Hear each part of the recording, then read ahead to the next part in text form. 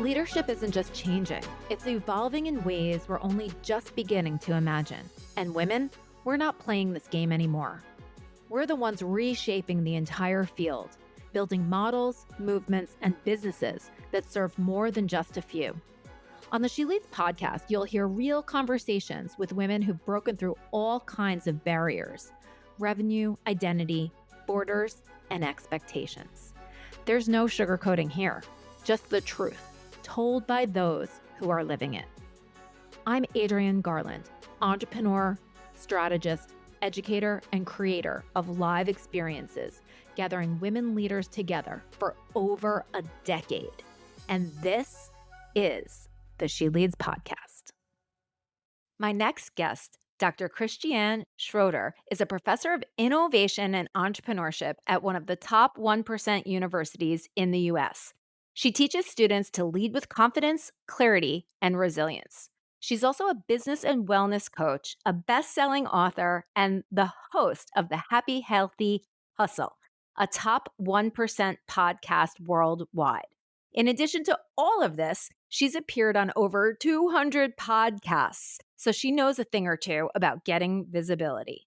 Dr. Schroeter's expertise lies in building a purpose-driven business, all while raising a family, teaching full-time, and helping thousands of entrepreneurs grow without burnout.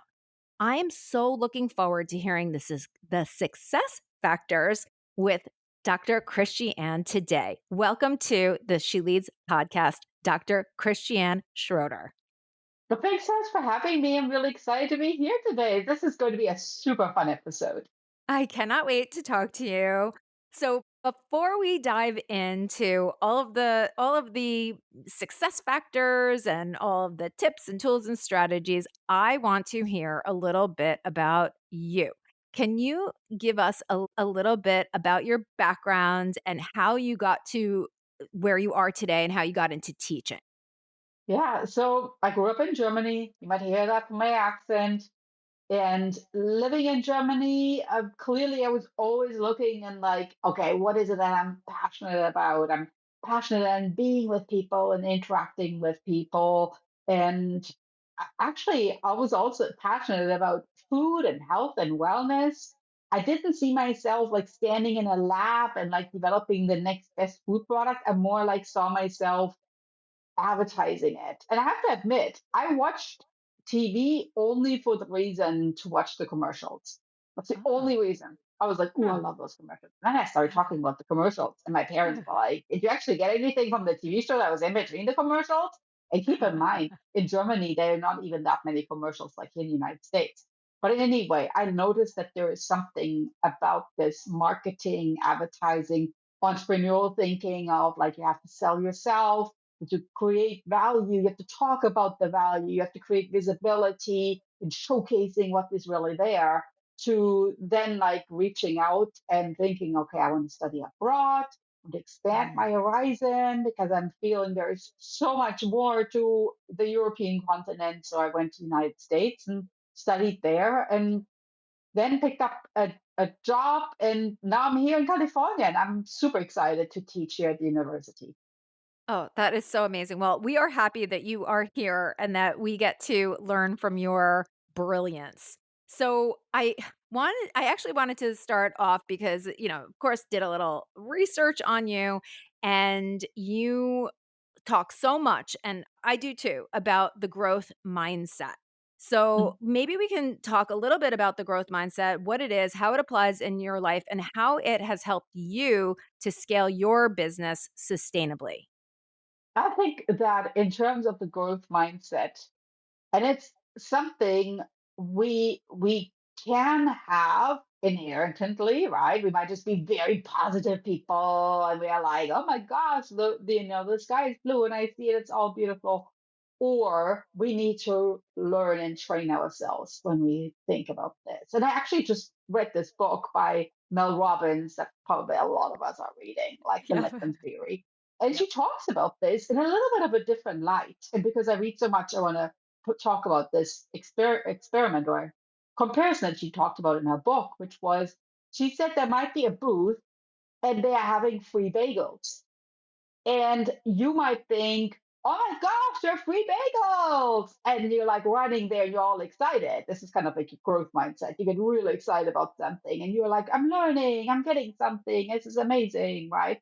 This is like a lot of the college students that are probably really excited to go to those 7 a.m. classes. You're like, okay, Yeah. I'm learning. Okay, maybe like not. So then you look at your schedule like, oh, this is actually 7 o'clock. It's kind of early. So the flip side about seeing that there are free bagels is that's more like the fixed mindset. All of a sudden you realize, well, there's going to be a long line. I mean, this Yeah. is free. This is Yeah. free stuff. I'm going to stand in the line for like a bagel for like half an hour. Not happening. Not happening. So look how I just set this up for you, like how I even use my voice and how I describe this right now. But now, growth mindset. Get in the line, get your bagel, and make some connection. You could Mm. turn around. You could start chatting to the people that are standing with you in line because A, they're all bagel lovers, otherwise they wouldn't be there, or somebody in their life is a bagel lover. Like, kind of like think you could be your future husband there or something, Yep. your future business partner. This could be the connection of a lifetime. Mm. Ah, the bagel, stop. So I always think you need to like look at things, especially on those days when you may be stuck in your mindset, you know, that Mm. fixed mindset. And you need to think a little bit about like, all right, so what is in it for me? Is it really that dark as I make it think like right now that the line is long and I have to wait for a free bagel in line? No, because I mean, there was another famous book talking about loneliness. It's a Mhm. pandemic. I mean, it's really a problem that people are very lonely. So now think how amazing that would be if you could actually connect with somebody in that line and become less lonely because you're making friends right there. Right, and you could go out for bagels together and on and on and on. And that is not only a growth mindset, but I also think you're describing an entrepreneurial mindset and the notion of seeing opportunity everywhere, right? So you just described how standing online getting the bagel, it's almost like that's not what the purpose of going to get the bagel is all about. If you open yourself to the possibility that anything wonderful could happen either on the way there or after, that is I think the difference maker in people who see more opportunities versus those that are like, there's no opportunity anywhere. And so, how does that mindset that you've just described, how has that helped you in your business? Because you have a couple of them. So, you have your podcast, you have a health and wellness, a coaching business. How has that type of mindset helped you in all of those areas? Yeah, I'm actually going to talk about the podcast is brilliant because a lot of people start a podcast and they eventually give up, right? Yeah. So Yep. truly speaking, they don't have a growth mindset because their podcast never grows. it stays fixed at like episode 5, they're giving up. Yes. And then it sizzled away. Yep. Yeah, there's a lot of those. Episode 10, I think, is really when you maybe get the groove going and then you're like, okay, now I'm moving. But I'm going to talk about the toughest business that I have, which is my publishing business, right? Mm. So I decided I had this thing a long time ago to where I thought I will never ever write another book after I wrote my dissertation because that was a lot of work and you're like in it. And Yes. then you're like, oh my gosh, there were days I loved it and there were days when I was like, because every day, I was thinking about it. And I used this concept called petite practice. Mhm. In small steps, I built my dissertation. Every day, I had to write a certain number of pages. And on some days, those pages were hard to write. And on some other days, they were easier to write. But step by step, petite practice wise, Mm. it grew and I graduated. And the flight tickets did not have to get canceled because my parents had bought the flight tickets. I was like, yeah, you have to come for my graduation. And then I That's bought the flight tickets and I was like, oh my gosh, I hope it's actually going to happen. awesome. But it was all good. So then after that, I earned my promotion, my tenure, and then I thought I should write a book because I was not very happy with the books about marketing, branding, visibility in terms of like creating a good elevator pitch or a good Mm, brand board and really making your speech stand out. And mm, what is it really that you want to do in terms of mastering your goals or discovering your superpowers? I thought, oh, I've got to write another book. Here we go, right?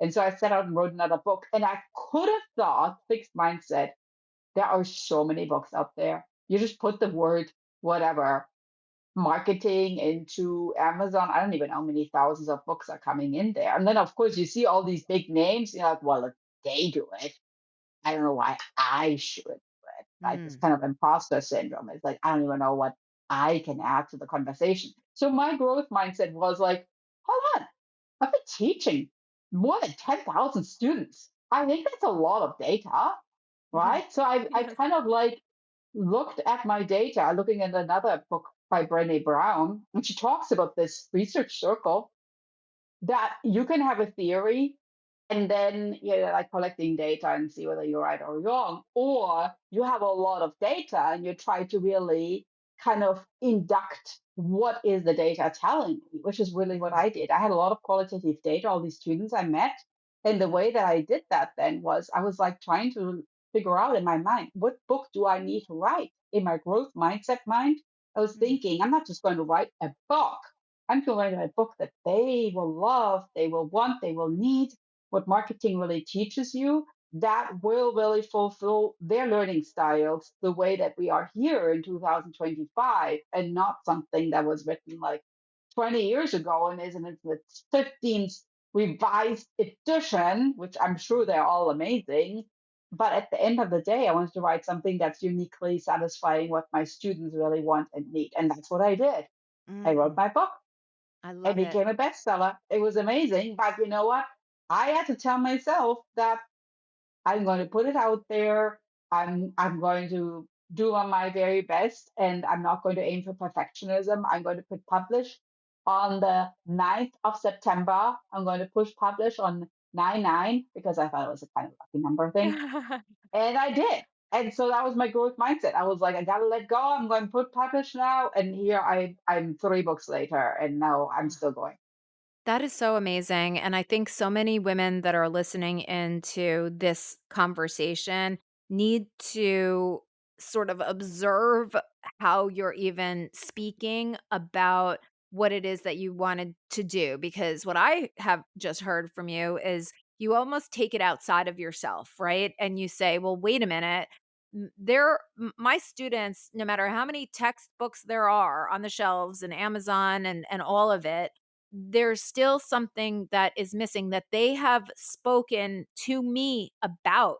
And so that is what I'm going to write so that I can help them. So it shifts from how can I write the book? What is the book that I should write? To, well, wait a minute, how can I help someone else? And I think that that is also something that allows us to get into action, which we know is like that is what an entrepreneur is, right? We have these brilliant ideas constantly, but they don't see the light of day until we actually take action on them. True. And of course, there's an action goal and a result goal. I mean, the result goal would have been I'm writing a book. Well, great, there's the result, the book, right? But the action goal would be I'm going to write a book by writing 2 pages per day, Yeah. and the publication date will be September 9th. And then Mm. I'm like really solidifying this in my mind, in my brain, my hands, and I'm finding the keyboard because I know those 2 pages have to happen. And the whole thing is like on a calendar behind me, and people ask me about it, how's the book coming? And so Accountability. Yes. accountability, that's action right there. So you went for your doctorate, your PhD, you did your dissertation, you thought, "Okay, my path is into teaching," and that is sort of how you're here, and you were teaching full time, I assume, but then you said, "Well, wait, that's not enough. Let me Mhm, start this coaching business. Let me mhm. start this podcast," you know? What were some of those what were some of the reasons that you wanted to add these things into your life all the while, growing and expanding your own family? Beautiful. I think there comes a point in whether you're in academia or working in corporate or maybe even running your own business where you feel, I want to leave legacy. And I think the podcast is a beautiful example because if you think about somebody, whether that's somebody that was a loved one that you lost or just somebody that you remember, maybe even like, historical figures, listening to their voice, Mhm. there's really something powerful to it. And if Right. you could connect with somebody by just listening to their voice, it's just beautiful. So the Mm, podcast really started it to where I was in the classroom, but I thought, well, I have these videos that I created for them. I should maybe also have another way that I could be with them while they're maybe driving somewhere hmm, or with somebody that's not even a current student, but that wants to learn something and is not even enrolled in my classes. Maybe they're just picking up their children and they're going somewhere and maybe my message will resonate with them. So I mm, kind of thought I need to reach a wider audience that's just not confined to this physical classroom, but I want to really leave a legacy with my message. And then the podcast really created this beautiful community of other podcasters. And I started thinking, I also want to write this all down. And I mm, think I want to create something that's a little bit more unique. So I created my How to Master Your Goals book, which is a workbook that you can use their worksheets, their puzzles, their interactive elements like videos and audio clips, etc. And then I thought, ooh, after that, I was like, well, now really what I'm feeling is I'm more putting it together like it's holistic yeah. because my teaching doesn't just end like we are saying goodbye in the classroom and they're graduating actually this weekend, but they can still be in touch with me. They can still be clients, or like some of my students in August, I'm giving a TED talk. Some of Mm, my students that are lawyers now or work in consulting or who knows what in engineering companies are going to come and watch my TED talk, and that amazing. is, I think, really cool because I'm feeling like I'm leaving a legacy behind that makes people to improve their lives and make Mm, them tap into that superpower. And I want that they feel that I really care about them and that I care and helping them reach wherever they want to go in their life. that is such a beautiful thing. And I agree with you. I think so many people get to a point in their lives and they feel like they've accomplished what they've wanted to accomplish, and then, how do you sort of live on, right, beyond Mhm. your time here on Earth, and it's it's mind-blowing, incredible that we have this whole digital world that does allow our voices and our thoughts and almost a bit of our persona that leaves that behind for other people to experience. That is a really, really beautiful thing. You also have an aspect to your business, which I absolutely love. They are definitely intertwined, but it's all about your wellness, right? So as entrepreneurs, we often live, from the neck up, they say. But when we ignore our bodies, that ends up harming our business at some point or another. So can you talk a little bit just about the aspect of wellness within the entrepreneurial sphere? Yeah, actually, I want to talk about it in two aspects. The first is, so my students just gave their elevator pitches here. We have an industry sponsor in my innovation class where they're competing for startup money for their prototypes that they're creating in my class. And so I'm very strict with them in terms of making these elevator pitches good. And so my students always watch my face and I sit there and I watch the elevator pitches or I go through their slide deck. And then they're like, ah, she doesn't like it. Oh, oh. Why do I like one presentation over the other? Is because I tell them a story will sell. So when I go through a slide deck, and of course with ChatGPT, you can frequently tell there's a lot of like ChatGPT copying that goes into those slide decks. This ChatGPT doesn't know your personal story. So if you bring in, I struggled with X, Y, and Z wellness issues in my life, and this is why I'm creating this product, it's a Mm. completely different ballgame. Like Yeah. you think about watching hundreds of elevator pitches, and that one is just going to immediately stand out. You're like, hold on, there's something there.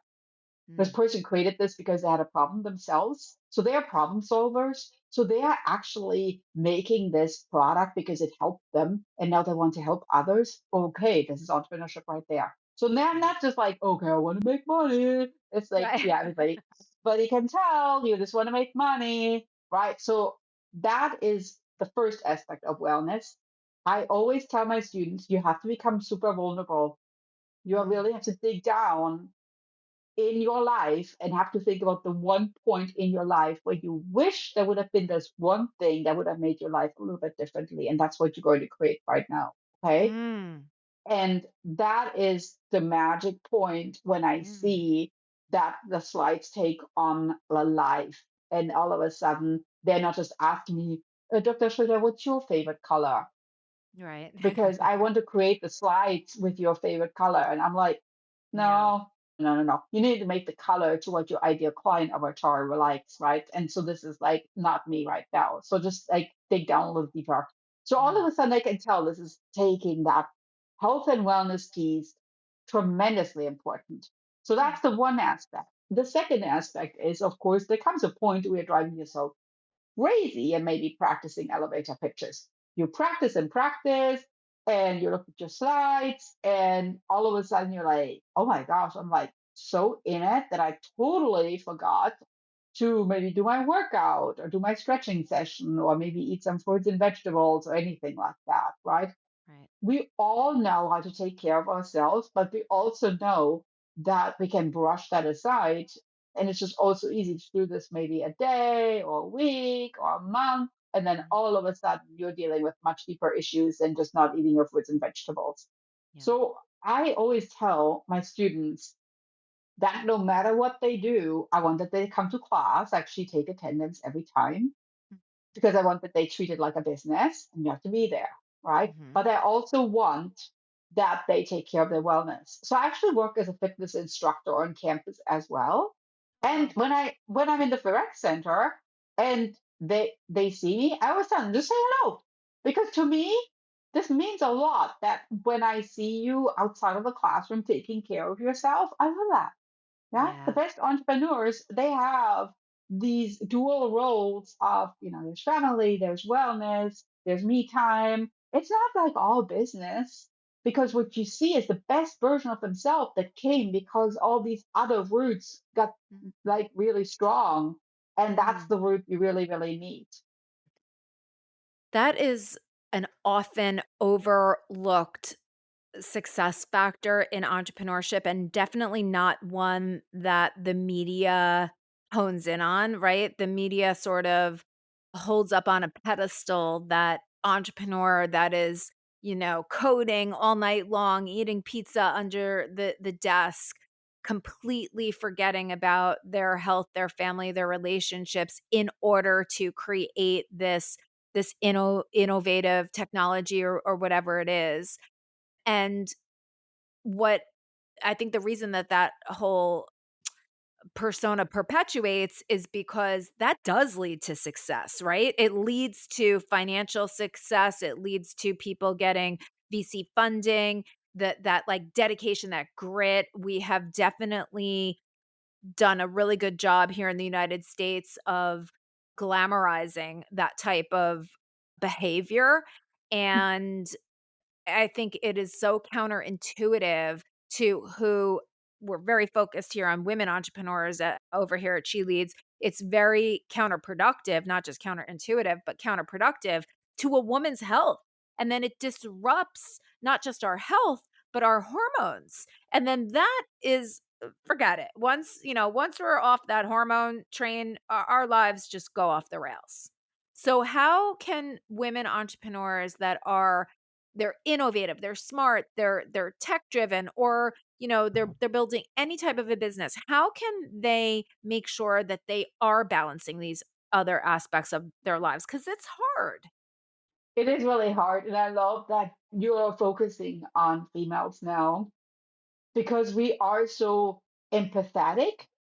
We are actually really good leaders.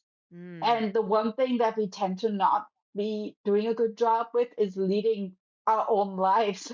mm, So we tend to like want to control, like, oh, are the kids all good? Is my husband all happy? And what about this over here at work? And we are well, trying to take care of everybody and empathizing with their feelings and their problems and like putting out fires. And then at the end of the day, it's like, uh-oh, did I actually eat lunch today? Oh no, yeah. no breakfast either.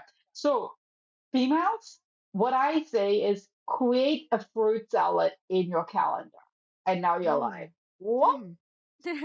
So for me, every single thing that I do is color coded, right? So for instance, things that my calendar that my children do in my calendar are color coded red.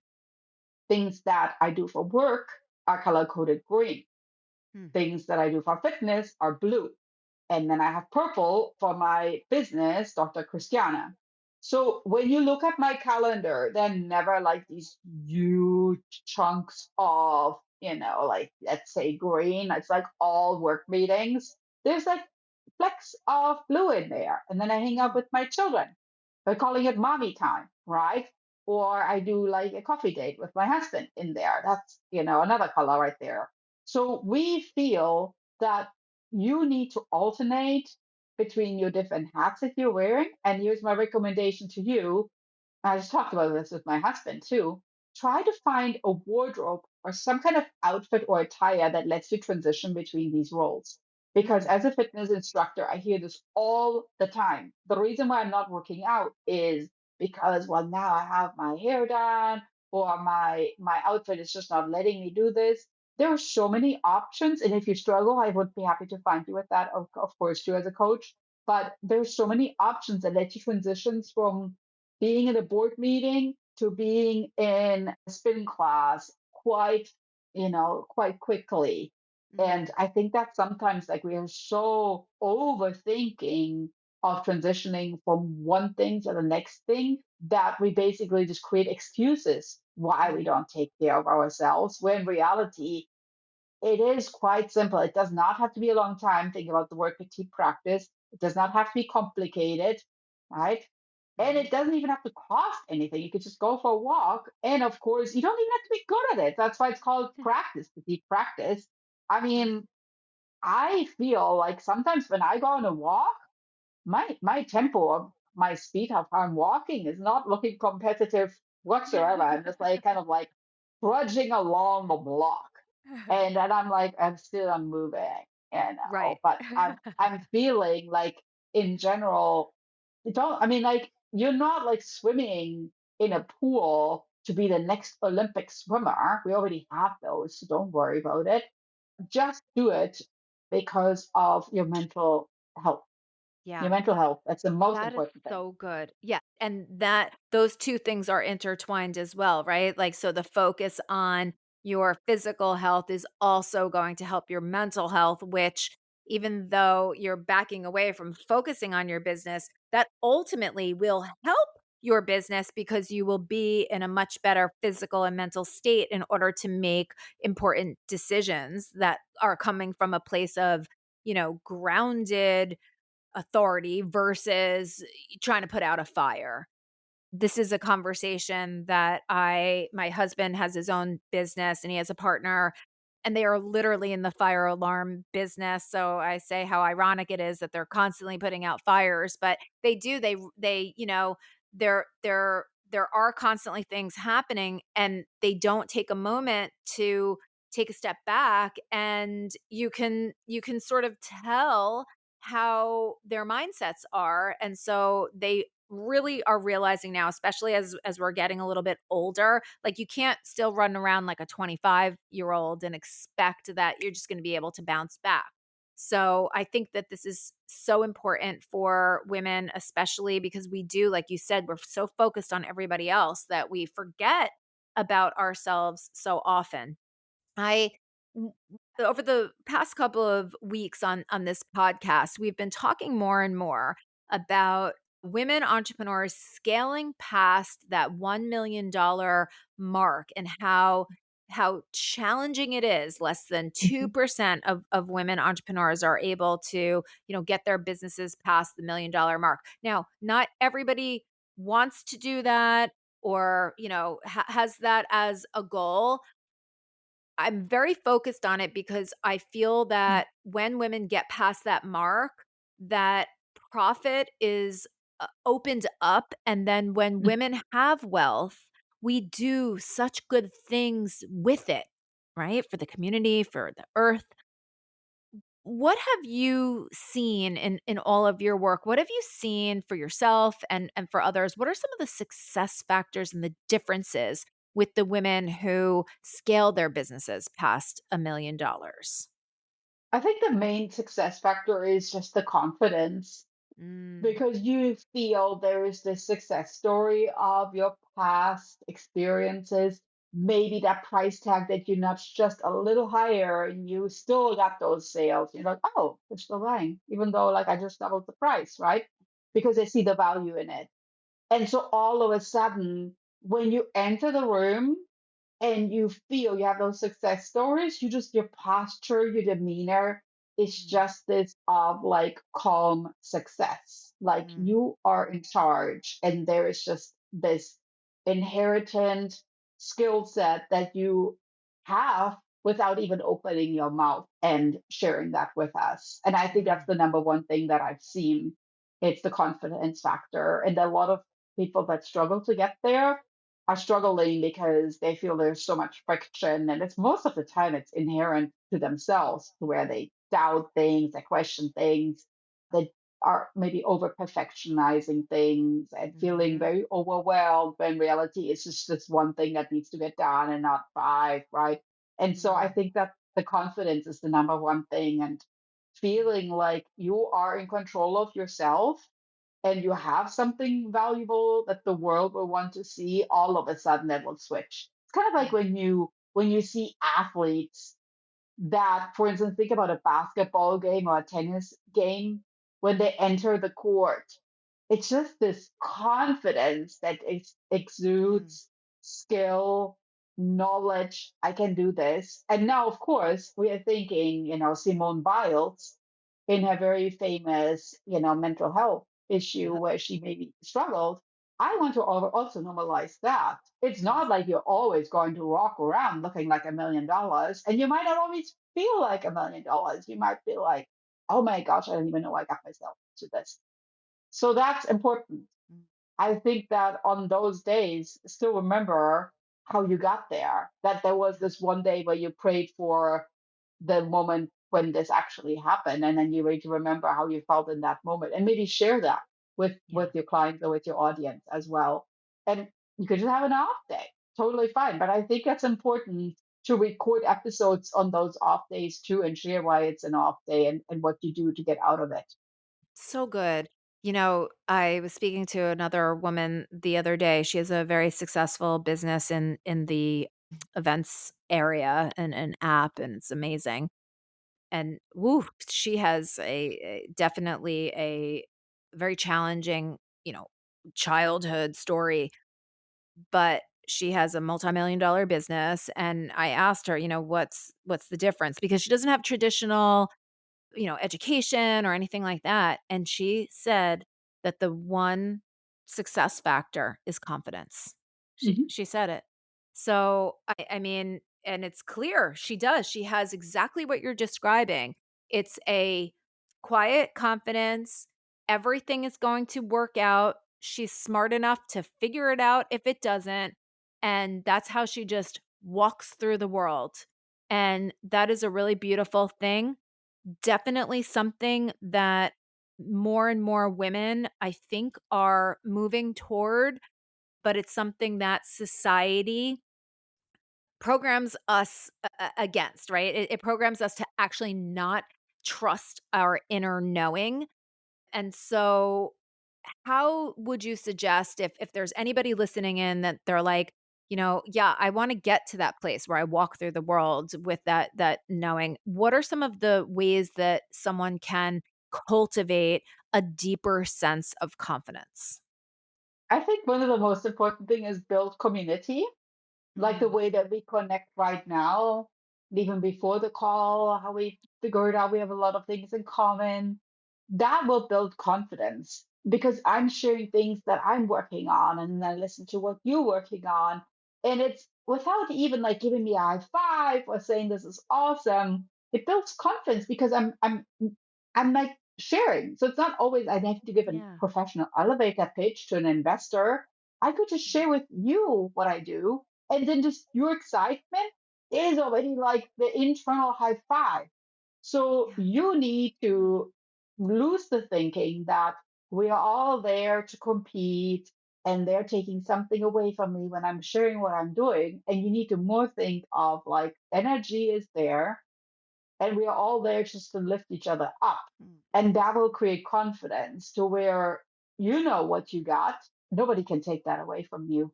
And mhm, by becoming more confident in really your superpower, in your inherent value that you have, that is, I think, the trick that you just have to dig down deep and you have to create that community. And the community will over time then really build you up.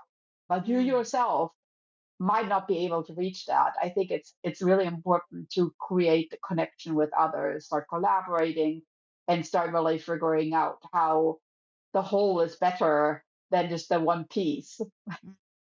I love that, and, it really resonates with me because I do know that being in community, you often see something in someone that they might know that they have inside as their superpower, but if without them even telling you, if you say to them, "Hey, I noticed that you approach things like this," or "Every single thing that you do is so beautiful," or like the way that you speak is so engaging, whatever it is, you do speak confidence into other people in that way. And it's, you can see it's like literally something that you can see. And so it validates for someone, well, maybe I do have something that is special. And you can't do that by staring in the mirror. You do have to be in community. So I really love that as another success factor. So, oh my gosh, you help so many people. How can people get in touch with you? Yeah, so I do coaching, of course, and reach out via my website, drchristiane.com. Whether that's kicking off your podcast, your book, your speaking career, your business, I will help you and overcome those little self doubts that might be lingering there somewhere and really help you create that confidence that we just talked about. And then, of course, find me on social media at dr.christiane and check out my podcast, Happy Healthy Hustle. Some fun episodes there, and some of them, of course, giving you super applied tips and tricks, but also, of course, enjoy my guests that I have on my podcast. It's Happy Healthy Hustle. Check it out, please. Amazing. Well, thank you so much for spending your time with me here today. This has been so much fun, and I can't wait to just keep collaborating and sharing with one another. Have a beautiful day, and thank you so much. Thank you.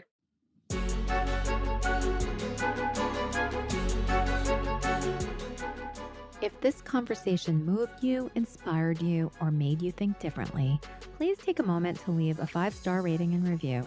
It's not just about boosting the show, it's about amplifying the voices of women entrepreneurs who are leading with vision, building with purpose, and shaping what's next. We need more of these conversations in the world right now, don't you think? And if someone came to mind while you were listening, someone who matters to you, send this episode to them.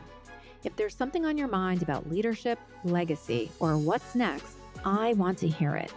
Head to sheleadsmedia.com/voice and leave a voice memo or note. Your insight might just help shape a future episode.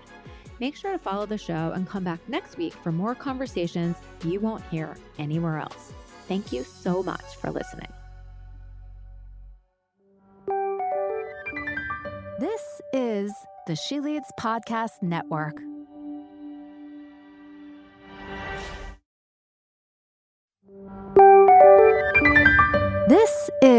The She Leads Podcast Network.